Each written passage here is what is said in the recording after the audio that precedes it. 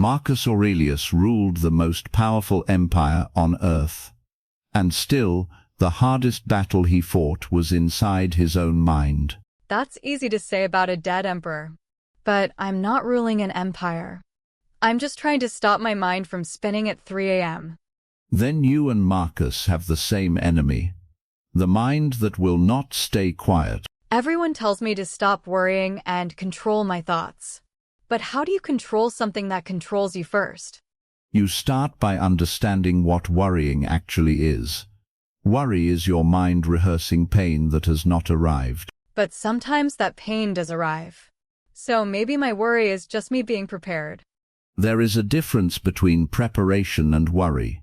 Preparation acts. Worry only suffers. Okay, explain that line to me. Because to me they feel like the same thing.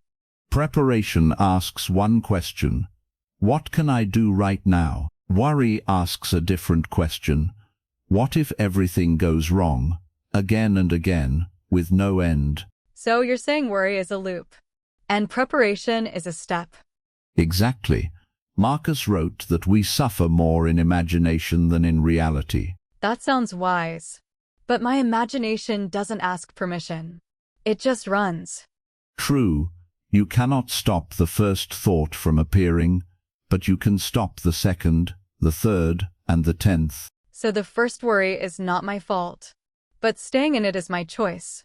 Now you understand the Stoic mind. The first impression is automatic. The response is yours. That's a clean theory. But real life is not clean. No, it is not. That is exactly why weak ideas collapse there, and disciplined ideas are tested there. Fine. Let me make it real. My job could disappear next month. That's not imagination. That's a real possibility. Then separate it into two parts. The part you control and the part you do not. I can't control whether they fire me. I can only control my work, my skills, my backup plan. So worry about the firing changes nothing.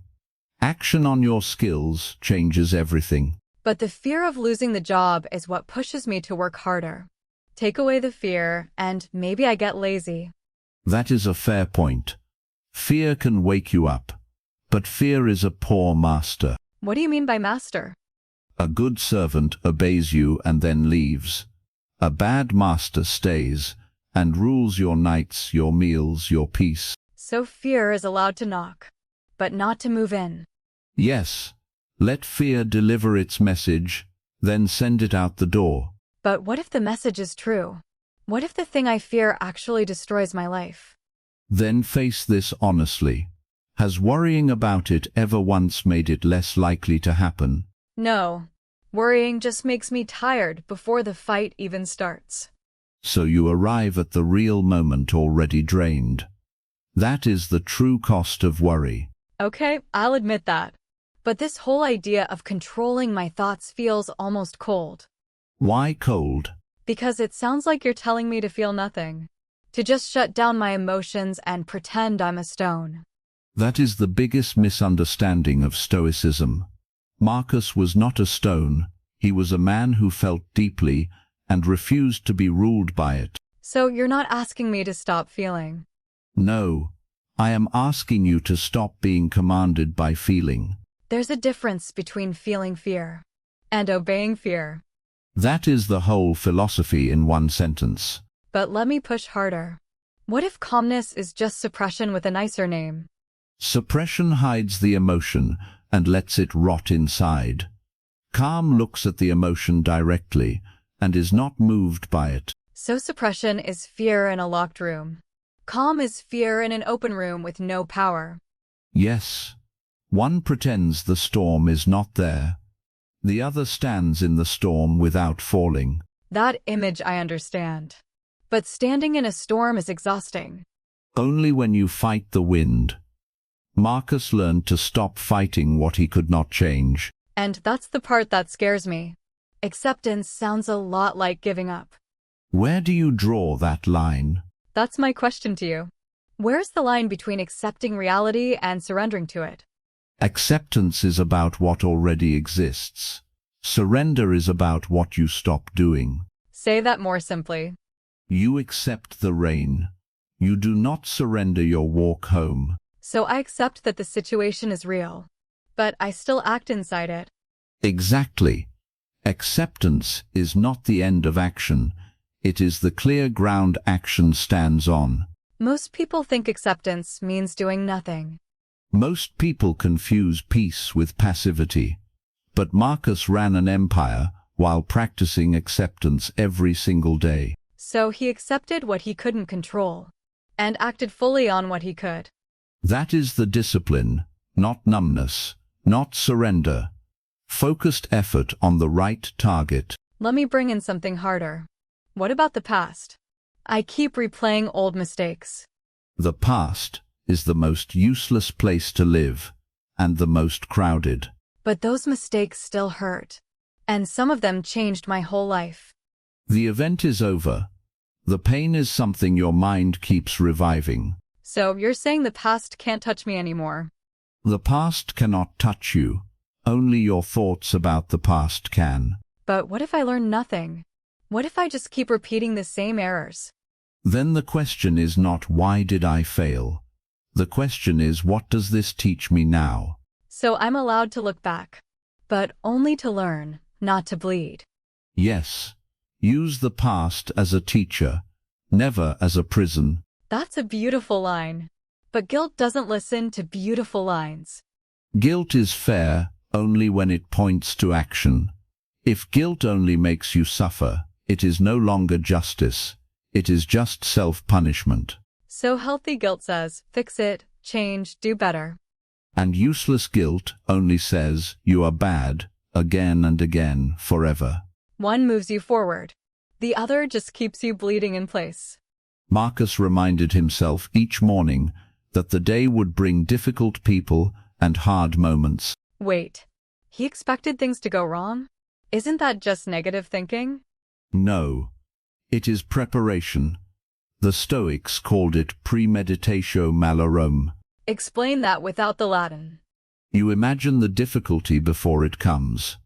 Not to fear it, but to remove its power to shock you. So when the hard thing happens, I'm not destroyed. Because I already met it in my mind. Yes. The blow that you expect lands softer than the blow that surprises you. But isn't there a risk? If I imagine the worst all day, I might just create my own anxiety. There is the line again. You imagine the difficulty once, calmly, to prepare. You do not loop it in panic. So premeditation is a single clear rehearsal. And worry is a broken record. Exactly. One prepares you and then ends. The other consumes you and never stops. Okay, here's the thing I think people really hide. Maybe some people use stoicism to avoid admitting they care. Some do. But that is not stoicism. That is cowardice wearing a calm mask. So pretending you don't care isn't strength. No. Real strength is caring deeply and still keeping your judgment clear. So the goal isn't to feel less. The goal is to feel fully and decide wisely. Emotion is information. It is not a command. That actually changes how I see this.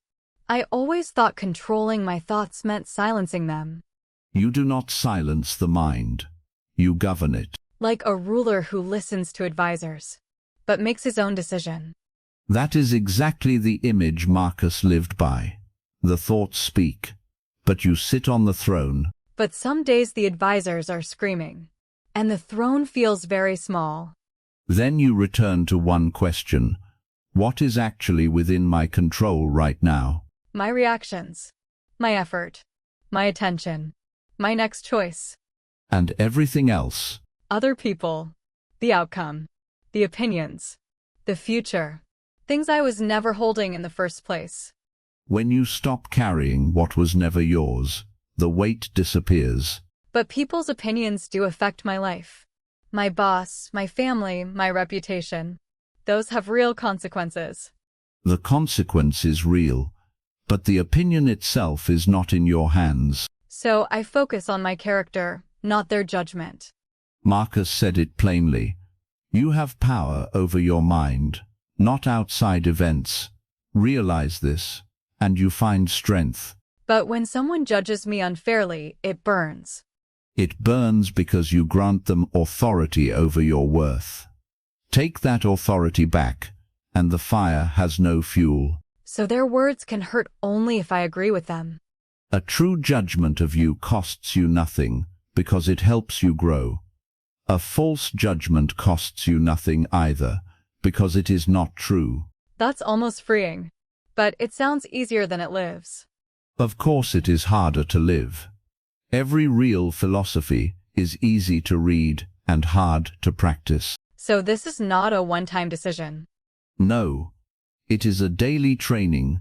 You will fail and return. Fail and return. That's the part nobody likes. We want the calm without the practice. There is no calm without practice, just as there is no strong body without resistance. So my anxious mind is not a flaw. It's a muscle I haven't trained yet. Yes, every worry is a rep. Every time you return to the present, you grow stronger. I always treated my overthinking as proof that something was wrong with me. It is not proof that you are broken. It is proof that you are awake, but untrained. So the goal is not a perfectly silent mind. A perfectly silent mind is a fantasy. The goal is a mind that no longer drags you wherever it wants. A mind I lead, instead of a mind that leads me. That is what Marcus spent his whole life building. And he was an emperor with 1,000 reasons to lose control. And he still wrote those notes just to remind himself. Yes, even the strongest mind needs to be reminded of what it already knows. So maybe peace isn't something I find once.